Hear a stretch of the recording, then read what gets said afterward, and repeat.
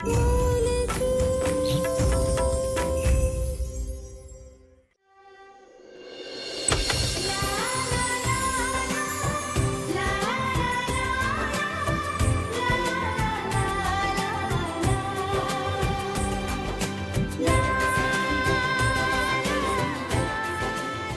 में भगवान का लाख लाख शुक्र है जो घर की बहू घर वापस आ गई। हम लोग कितना घबरा गए थे ना, कितनी चिंता कर रहे थे ये कहाँ है, क्या होगा। बच्चों ने तो दुख में खाना भी ना खाया। सच में वीरेंद्र, वो तो अच्छा हुआ वीरेंद्र सही समय पे पहुंच गया और तुझे बचा लिया। दोनों जाके आराम कर लो, जाओ।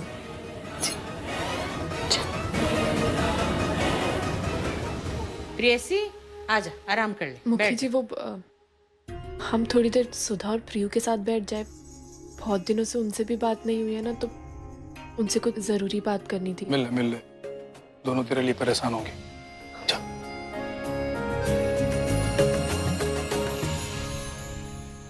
सुधा, प्रियू, वो कुछ जरूरी बात करनी थी। आज माँ आप ठीक ही कहती हैं। ये मुल्की ना भगवान से कोई रक्षा कवच या वरदान लेके आई है। हर बार उसे मारने की कोशिश करते हैं और वो हर बार बच जाती है। इस बार तो एड़ी चोटी का जोर लगा दिया था। भगवा करके उसे मारने वाले थे कि घर वापस आ रही है बच के वो मनहूस। टेम की बात है अंजलि, आज उस मुल्की के सितारे उड़ंतियों पर है और हमारे गर्दिश में। लेकिन एक दिन आएगा जब हमारे सितारे बुलंदियों पर होंगे और उसके गर्दिश में। सुधा, ऐसे कैसे हो सकता है? जो औरत हमें मंदिर में मिली थी वो अचानक कैसे गायब हो सकती है? हाँ पूर्वी, अचानक एक दिन वो एनजीओ से गायब हो गई। तब से हमने उन्हें हर जगह ढूंढ लिया पूर्वी, पर उनका कुछ पता नहीं चला। और फिर तेरा अपहरण, तो हम उन्हें ढूंढने की जगह तुझे बचाने में लग गए। हमारे साथ चलो ना। हाँ हाथी चलो ना, बाबा ने हमारे लिए खूब सारी गिफ्ट लाए हैं। हाँ हाथी, जब तक आप नहीं आओगे ना हमें गिफ्ट नहीं देंगे। प्लीज हमारे साथ चलो ना। अच्छा तुम लोग चलो, हम 2 मिनट में आते हैं। जाओ। साथ में चलो ना हाथी। हाँ हाथी प्लीज चलो ना। कोई बात नहीं दीदी, वो सब बातें हम बाद में भी कर लेंगे। तो अभी बच्चों के साथ चली जा। हाँ पूर्वी, तू अभी जा और खा पी के थोड़ा आराम भी कर लेना। ये सब हम बाद में देखते हैं। अच्छा ठीक है, चलो चलो हाथी। चल प्रियम, चलते हैं। हाँ। इतने दिनों बाद मिल रहे हैं और ये बावरी अब भी मन ने इंतजार करवा रही है। हाथी चलो, चलो हाथी, चलो हाथी। आराम से। हमारा गिफ्ट का है। हाँ बाबा, अब तो आपको गिफ्ट दिखाना पड़ेगा। विकल्प तो हाथी भी आ गई है। हाँ, यो तेरा गिफ्ट और यो तेरा। वाओ! जितनी मर्जी उतना खेलो और फिर तोड़ दो। क्यों तोड़े क्यों? हमें हाथी ने सिखाया कि किसी का दिया हुआ गिफ्ट अच्छे से रखना चाहिए। हाँ बाबा, हम तो सिर्फ इससे खेलेंगे, तोड़ेंगे नहीं। अरे वाह, तुम दोनों इतने समझदार कब से हो गए? हम तो पहले से समझदार थे। अच्छा, वाओ, मेरे लिए गन।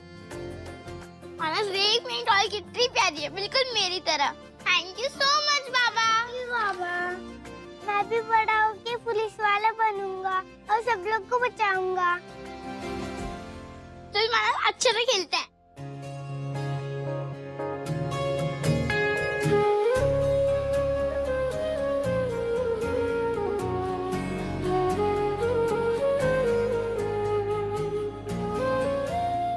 तो अभी तक नाराज है मेरे तक।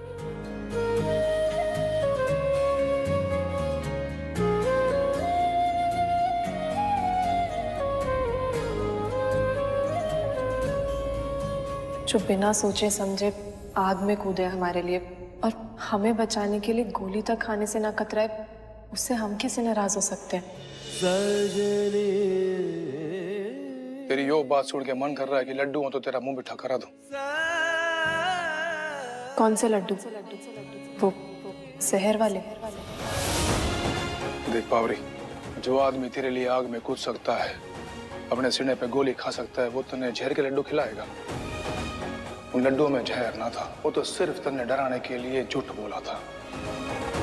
सिर्फ तेरी परीक्षा थी। मुखी जी, और कितनी परीक्षा देनी होगी हमें इस जिंदगी में?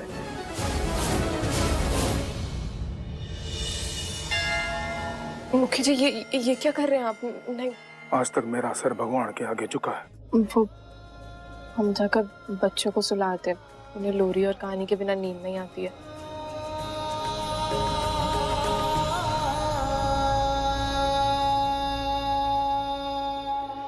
अभी सबसे जरूरी काम यो पता लगाना है कि जिन गुंडों ने बावरी को अगवा किया वो किसके कहने पे किया, आखिर कौन है असली गुनहगार।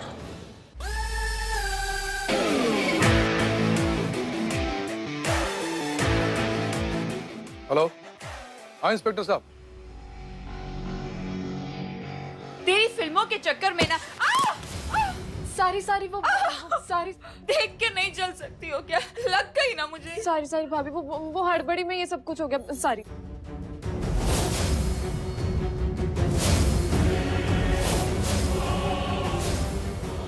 बड़ी जोर से लगी है मुझे। हमें दिखाई नहीं तो हम धड़ाम से गिर गए, है ना ज्योति? हाँ ठीक कहा, ये ना फर्श में फिसलने के ही घाव हैं। अब ज्योति, तेरी अंग्रेजी जो फिल्म थी वो बहुत ही अच्छी थी। दोनों एक साथ फिसल गए और वो भी दोनों को एक ही जगह चोट लगी, पैरों में। इंस्पेक्टर साहब, उन गुंडों ने कुछ बताया? किसके कहने पर मुखियानी को अगवा किया था? किसी का नाम लिया के? नहीं मुखी जी, सारी कोशिशें करके देख ली, लेकिन अब तक कुछ नहीं बोले। साम दाम दंड भेद सबका उपयोग कर लिया, लेकिन कुछ नहीं बताया उन्होंने। उनको बताना तो पड़ेगा ही। जब एक काम करो, उनको बोल दो कि मुखी जी ने तुम्हारी सजा तय कर दी है। मुखियानी को अगवा करके जान से मारने के जुर्म में कल सवेरे तुम लोगों को फांसी दी जाएगी। उन लोगों ने बहुत बड़ा अपराध किया है, मुखियानी को अगवा करके जान से मारने की कोशिश की है। मेरे बच्चों को भी हाथ लगाया, डराया, धमकाया। देखना, फांसी की सजा सुन के सारी वफादारी निकल जाएगी। जब मौत को सामने देखेंगे ना, तो सारा सच अपने आप सामने आ जाएगा और सब पता लग जाएगा मुखियानी को अगवा करने के पीछे किसका हाथ था।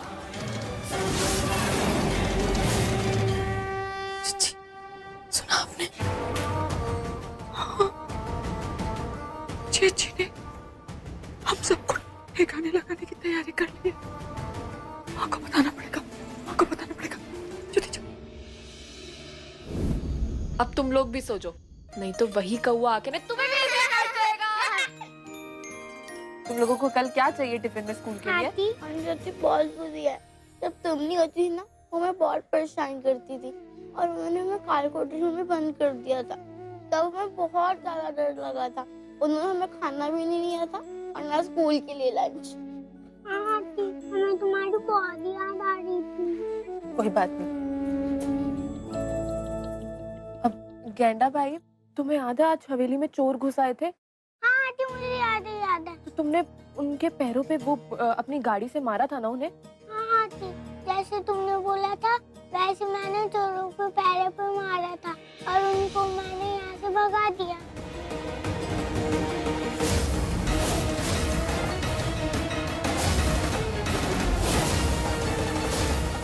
अच्छा ठीक है, तुम लोग सो जाओ। ठीक है। बहुत बड़ी गलती कर दी है तुमने गांव के मुखी जी से पंगा लेकर। मुखी जी का हुक्म है हम तुम्हें तब तक मारते रहे जब तक तुम मर न जाओ, वरना कल सुबह पूरे गांव के बीचों बीच तुम्हें फांसी दी जाएगी। बताओ, अभी मरना चाहोगे या कल सुबह? बोल, मारो इसे।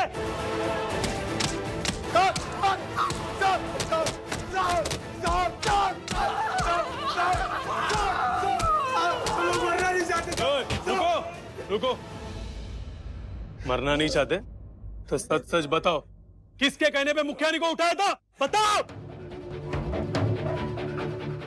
बताता साहब, बताता साहब, अभी बताता कि हमें ये सब करने के लिए किसने कहा था साहब? कबूल साहब, वो मुखिया जी की माँ है ना, प्रकाश जी मार्किन के कहने पे हमने ये सब किया साहब, और उन्होंने बहुत सारे पैसे भी दिए थे हमें ये सब करने के लिए।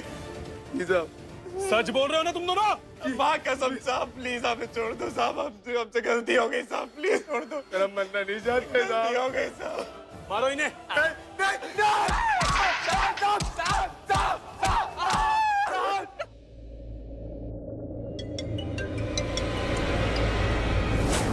हाँ इंस्पेक्टर बोलो। मुखी जी आप बिल्कुल सही कह रहे थे। फांसी का नाम सुनते उन गुंडों ने सब कुछ उगल दिया। उन्हें मुखियानी जी का अपहरण करने और जान से मारने के लिए सुपारी मिली थी। तो बोलो इंस्पेक्टर, क्या नाम बताया इन लोगों ने?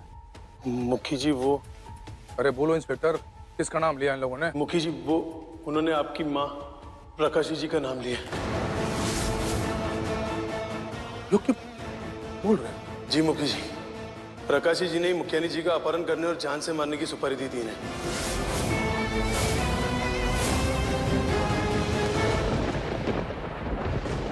देखो जरा, देखो लाइट को क्या हो रहा है?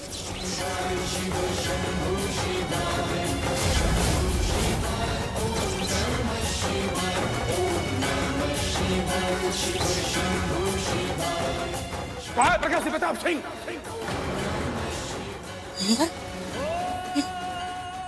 तू क्या बोल रहा है बेटा? जो बहुत पहले बोल देना चाहिए था। गलती हो गई आपको माँ बोल के, गलती हो गई सौतेली माँ को असली माँ समझ के।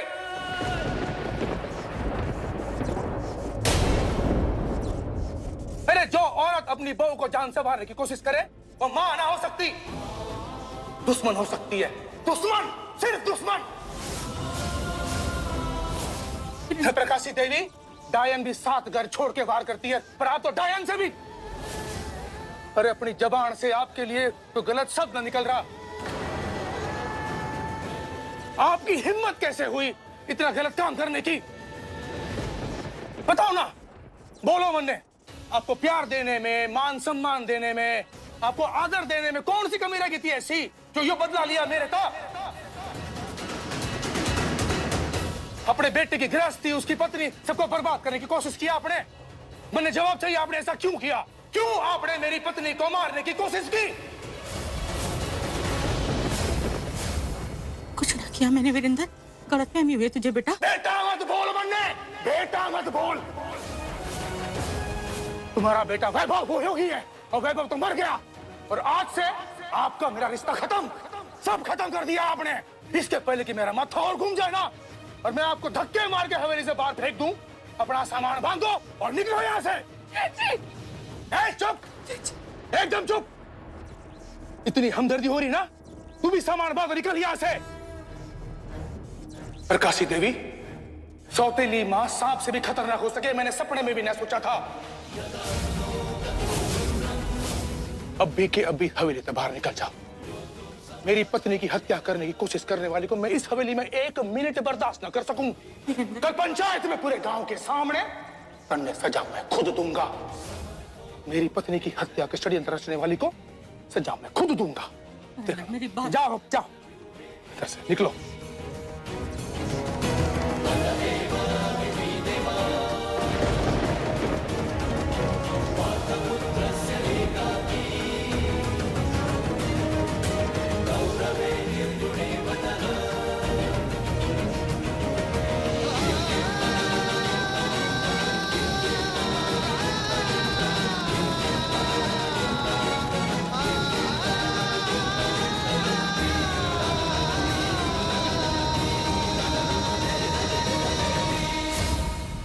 माँ, क्या हुआ माँ? क्या क्या क्या हुआ? आप ऐसे क्यों कर रही हैं? अरे माँ, माँ क्या हुआ? क्या हुआ? क्या हुआ? कुछ बोलिए ना, डर लग रहा है, बोलिए ना। माँ, माँ, क्या हुआ? बोलिए, डर लग रहा है। हाँ, जब से तूने बताया ना, ये वीरेंद्र ने बोला है कि जिसने भी उसकी पत्नी का किडनैप किया है, जो भी उसे जान से मारना चाहता था, उसे फांसी की सजा मिलेगी। तुमसे थोड़ा सा डर गई। क्या पता पुलिस ऐसी मार मारे कि वो अपना मुंह खोल के मेरा नाम बता दे। ना चली, वीरेंद्र को कभी भी मेरा नाम ना पता चलना चाहिए। उसे जिंदगी भर कभी ना पता चलना चाहिए कि मैंने उस मुर्गी को किडनैप किया और उसकी जान लेना चाहती थी। कुछ ना कुछ तो करना पड़ेगा, नहीं तो मैं बचूंगी ना। जल्दी कुछ कीजिए, नहीं तो आपका बचा कुछ बुढ़ापा और मेरी। ना कुछ सोचने दे, चुप। ये उंगली रख अपने यहाँ पर, चुप।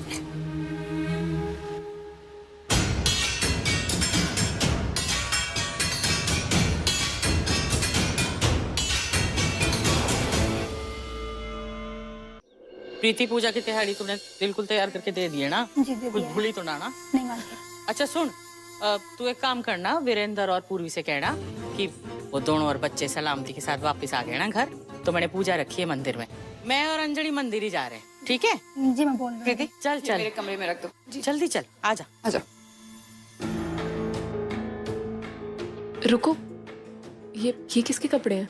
जी अंजलि भाभी के कपड़े हैं और मैं इसे उनके कमरे में रखने जा रही हूँ। अच्छा, तुम एक काम करो, ये हम रख देंगे। तुम मुखी जी के लिए 1 कप चाय बना दो, जाओ। वैसे मुखिया जी अब आप आ गए हैं तो जूही और मानस दोनों ही खुश रहेंगे। जाओ।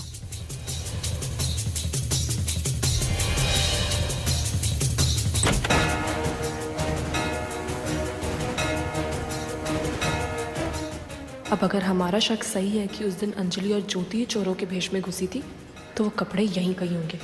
हमें सच का पता लगाने के लिए वो कपड़े ढूंढने ही होंगे।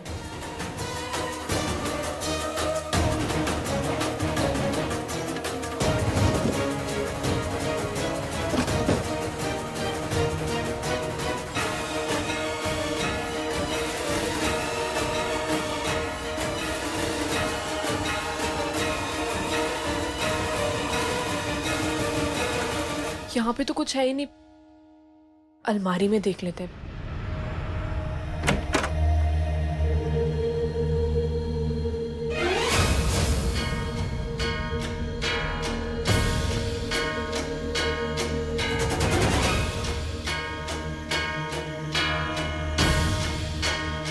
कहना भाई, तुम लोगों का चेहरा दिखा सकते हो क्या हमें?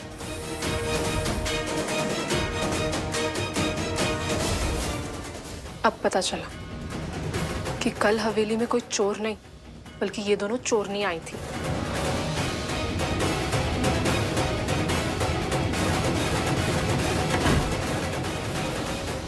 तो तेरे हिसाब से अंजलि और ज्योति ने हमारे पीछे हवेली से तेरे कीमती जेवर चुराने की कोशिश की और जूही को बड़ी बेरहमी से कुर्सी पर बांध दिया। जी, आप चाहे तो गेंडा और खरगोश से पूछ लीजिए।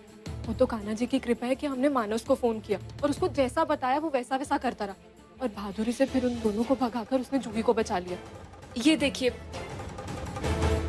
गेंडे के ड्रोन में सब कुछ रिकॉर्ड है। ये देखिए, आप खुद देख लीजिए। इस रिकॉर्डिंग में कोई चोर नहीं बल्कि अंजलि भाभी और ज्योति है। हमारे ही कमरे से हमारे जेवर चुरा रहे हैं। तो काले कपड़े पहन के 2 लोग चोरी तो कर रहे हैं, पर कैसे पता चलेगा ये अंजलि और ज्योति हैं, कोई और ना?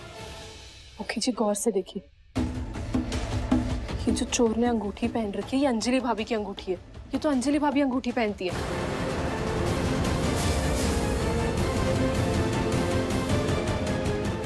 देखा मुखी जी, अब तो आपको विश्वास हो गया ना, ये अंजलि भाभी की अंगूठी है और ये कोई चोर नहीं बल्कि अंजलि भाभी और ज्योति है।